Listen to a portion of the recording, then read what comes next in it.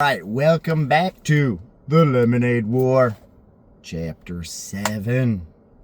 Where's Chapter 6, Alex? Where is it? Okay, I have a microphone from Temu. I have two of them. Last week, I did the whole 30-minute video, and it didn't work. So I got angry. Got my new microphone, and you're going to hear the sound, not so good. I'm very sorry. So, Chapter 7, let's get in. Hey, I'm in my car. I'm not driving, don't worry. I'm parked. Safety first. Chapter 6, what was it? Chapter 6 was underselling. What was the title of the chapter? Chapter 6. Title was Chapter 7, location. That means location. You want a good location when you're setting up a business. It's all about location. Chapter 6, underselling, right?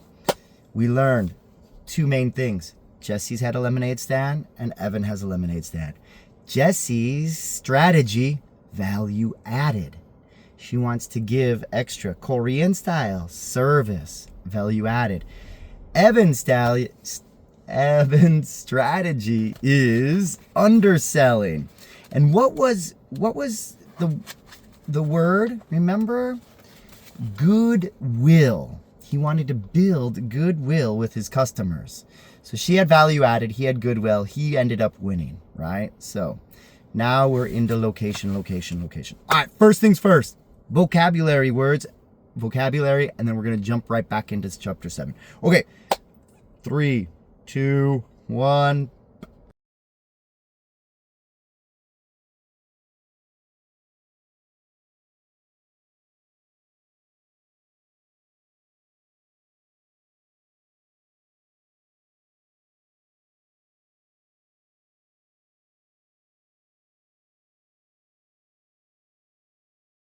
All right, welcome back to Lemonade War, Chapter 7. Location. Super important. Location. Noun.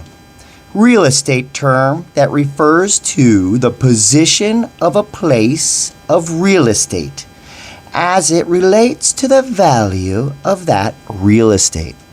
So land, where are you? Lotte Castle, good location. Trimmage, good location. Lake Park, good location. Alrighty. Evan was in trouble.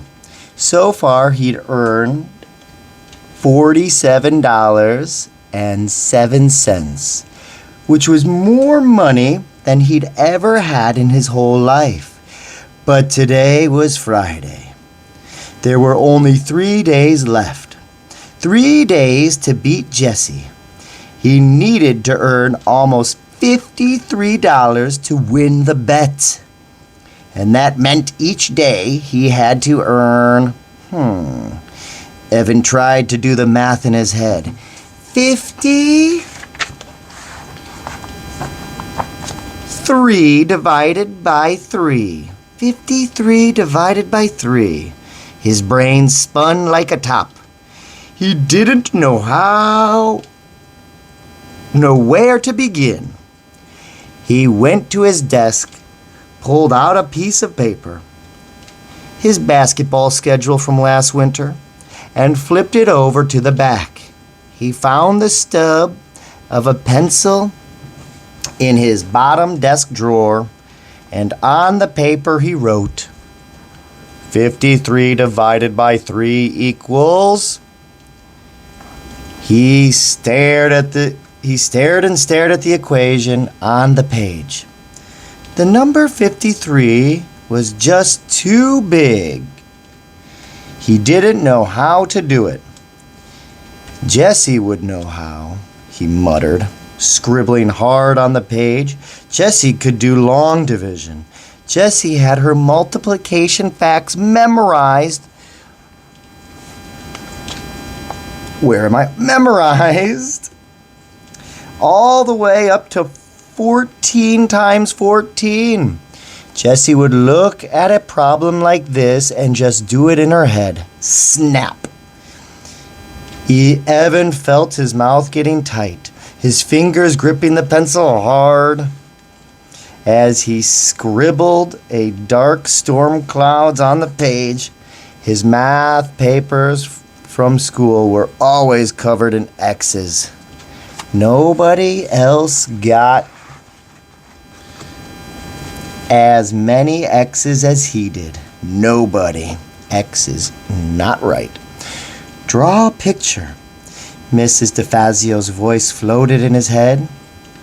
She had always reminded him to draw a picture when he couldn't figure out how to start a math problem. A picture of what? He asked in his head. Anything. Came the answer. Anything? Yes, anything, as long as there are 53 of them. Dollar signs. Evan decided to draw dollar signs. He started to draw 3 rows of dollar signs. 1, 2, 3. He counted as he drew. 1, 2, 3 dollar signs. 4, 5, 6. He drew 4, 5, 6. Those are dollar signs.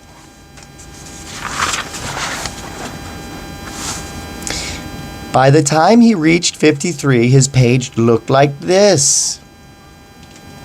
There were 17 dollar signs in each row. And then those 2 extra dollar signs left over, Evan drew a ring around those extras. So extra. So 17, 17, 17, 18. Well, 18, 18, 17, right? All right, so 53.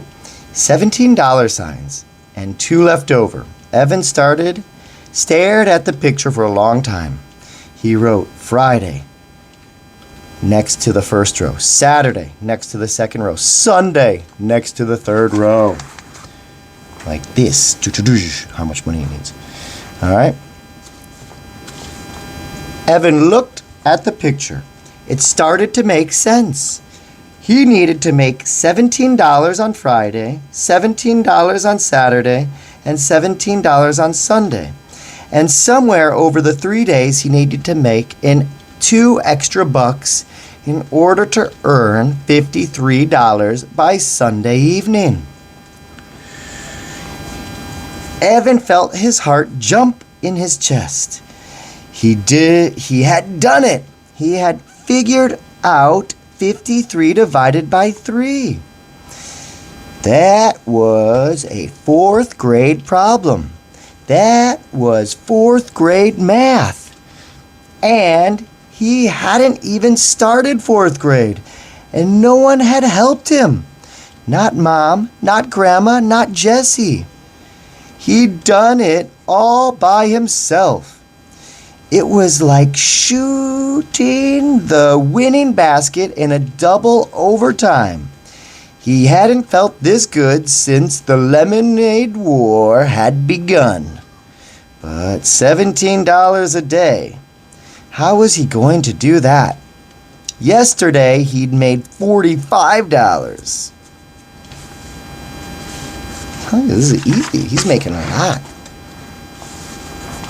But that was because he had help and free supplies from his friends.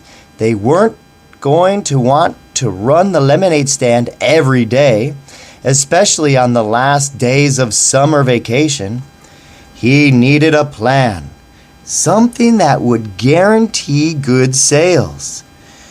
The weather was holding out. That was for sure. It was going to hit 95 degrees today. About 36, 37. A real scorcher. People would be thirsty, all right. Evan closed his eyes and imagined a crowd of thirsty people all waving dollar bills at him. Now, where was he going to find a lot of thirsty people with money to spend? An idea popped into Evan's head. Yep, it was perfect. He just needed to find something with wheels to get him there. It took Evan half an hour to drag his loaded wagon to the town center. a distance he usually traveled in less than 5 minutes by bike. But once he was there, he knew it was worth it. It was lunchtime, and the shaded branches on the town trees were filled with people sprawled in the heat. Workers from the nearby stores on their half-hour lunch breaks. Moms out with their children. Old people who didn't want to be cooped up in their houses all day. High school kids on skateboards swooshing by. Preschoolers climbed on the life-size sculpture of a circle of children playing Ring Around the Rosie. Dogs lay under trees, their tongues wagging out, pet, pet, pet. Evan surveyed the scene and picked his spot, right in the center of the green where all the paths met. Everyone walked across the green would have to pass his stand. And who could resist lemonade on a hot day as hot as this? On a day as hot as this. But first, he wheeled his wagon off to the side, parked it halfway under a huge rhododendron. Yep. Then he crossed the street and walked into the Big Dipper. The frozen air felt good on his skin. It was like getting dunked in a vat of just melted ice cream. And the smells, a mix of vanilla, chocolate, coconut, caramel, and bubble gum. He looked at the tubes of ice cream, all in a row carefully. Carefully protected behind a pan of glass. The money in his pocket tingled. He had plenty over after buying 5 cans of Froman lemonade mixed with his earnings from yesterday. What would it hurt to buy just 1 cone? Or a milkshake? Or maybe both? "Can I help you?" asked the woman behind the counter. Yeah," said Evan. He stuck his hand in his pocket and felt all the money. Bills and coins ruffled between his fingers. Money was meant to be spent. Why not spend a little? Evan could just imagine how good the ice cream would feel sliding down his hot throat. Creamy, sweet, like cold, golden deliciousness. He let his mind float as he gazed at the swirling buckets of ice cream.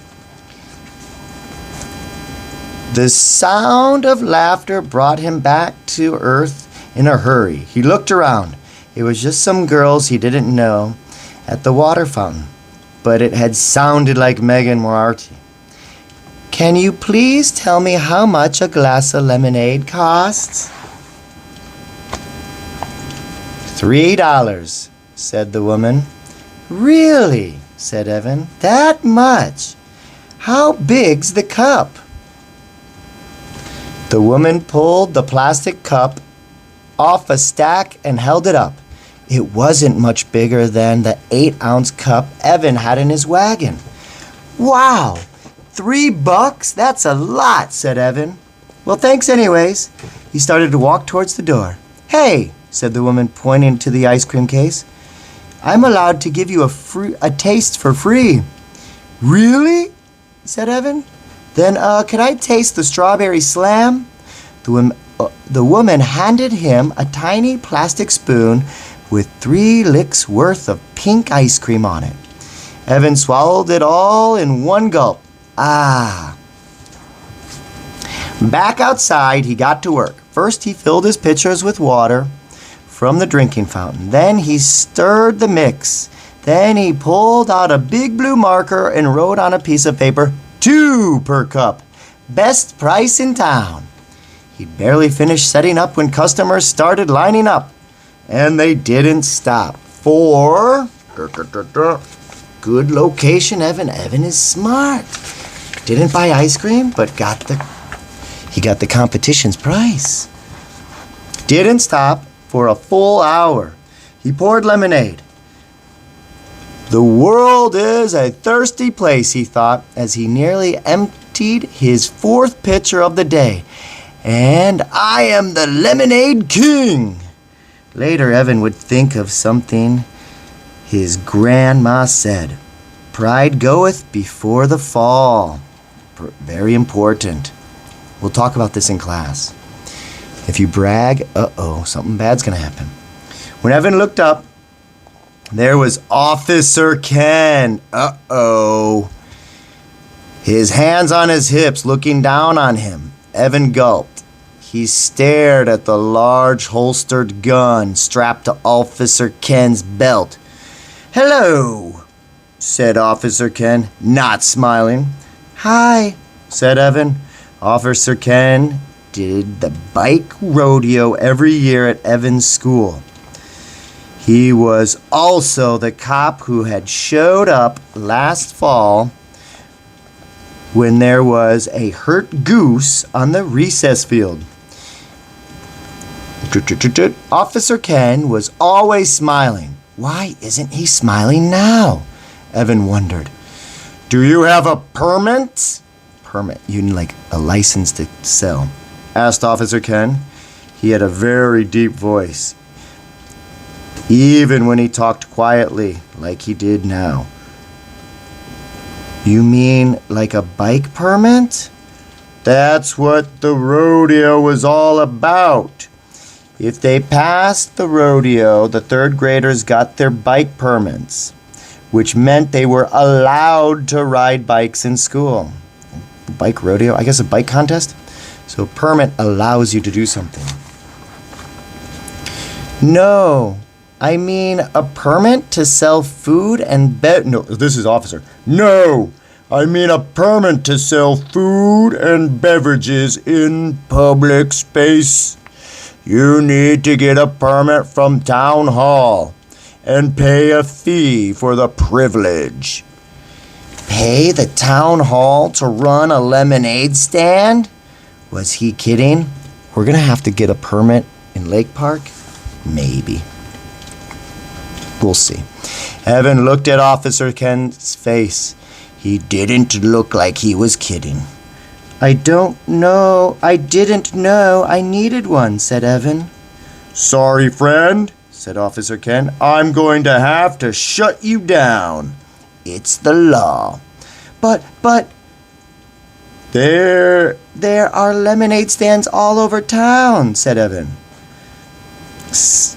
He thought of Jesse and Megan's lemonade stand when he'd wheeled by with his wagon more than an hour ago. Their stand had looked like a beehive with small kids crowding around. He had read the sign over the sign. Free face painting, nail polishing, hair braiding. What a gimmick. But it sure looked like it was working. You know, said Evan. There's a stand on Damon Road right now. You should go bust them. Officer Ken smiled. We tend to look the other way when it's in a residential neighborhood. But right here on Town Green, we have to enforce the law, I bet. The law. Otherwise, we'd have someone selling something every 2 feet. But there had to be some way to convince Officer Ken. How could Evan make him understand? You see, I've got this little sister, and we've got a competition going to see who can sell the most lemonade, and I've got to win because she's... He couldn't explain the rest about 4th grade and how embarrassed he was to be in the same class as his kid sister and how it made him feel like a great big loser. I knew it. That's why he's feeling this way. Evan looked up at Officer Ken. Officer Ken looked down at Evan. It was like Officer Ken was wearing a mask. No smiling. I'm not your buddy mask. Then Officer Ken shook his head and smiled, and the mask fell off. I've got a little sister too, he said. Love her to death now. But when we're kids, Officer Ken sucked in his breath and shook his head again. Whew. Then the mask came back, and Officer Ken looked right at Evan for 10 very stern seconds. Oh, Officer Ken's nice. Tell you what, said Officer Ken, I do have to shut you down. The law's the law, but before I do, I'll buy one last glass of lemonade. How's that sound? Evan's face fell. Sure, he said without enthusiasm. He poured an extra tall glass and gave it to the policeman. Officer Ken reached into his pocket and handed Evan a $5 bill. Keep the change, he said. A contribution to the Big Brother Fund. Now, clean up your things and don't leave any litter behind. He lifted his cup in a toast as he walked away. Evan watched him go. Wow, he thought. I just sold the most expensive cup of lemonade in town. Evan stared at the $5 bill in his hand. It was funny. 2 days ago, he would have felt as rich as a king to have that money in his hand. It was enough to buy 2 slices of pizza and a soda with his friends. It was enough to rent a video and have a late night at someone's house. It was enough to buy a whole bag full of his favorite candy mix at CVS. 2 days ago, he would have been jumping for joy. Now he looked at the $5 and thought, it's nothing compared to the $100 he needed to win the war. $5 was nothing. He felt somehow that he'd been robbed of something. Maybe the happiness he should have been feeling. He loaded everything from his stand into the wagon, making sure he didn't leave a scrap of litter behind. He still had a glass full of lemonade left in one pitcher, not to mention another whole pitcher already mixed up and unsold. So he poured himself a full cup. Then before beginning the long hot haul back to his house, he found an empty spot in the shade bench and pulled his earnings out of his pocket. He counted once. He counted twice, very slowly. He had made $65. The cups and lemonade mix cost him $9. When he added in his earnings from Wednesday and Thursday, he had $103.11. Now that's enough, he thought. All right, location. Boys, when we make our lemonade stand at Lake Park, we're going to have to think location. We might need a permit. So, we're going to have to call the city. All right, that is the chapter. I hope you guys enjoyed it. Study the vocabulary words. If you have questions, ask me in class or type down below or give me a call. Bye.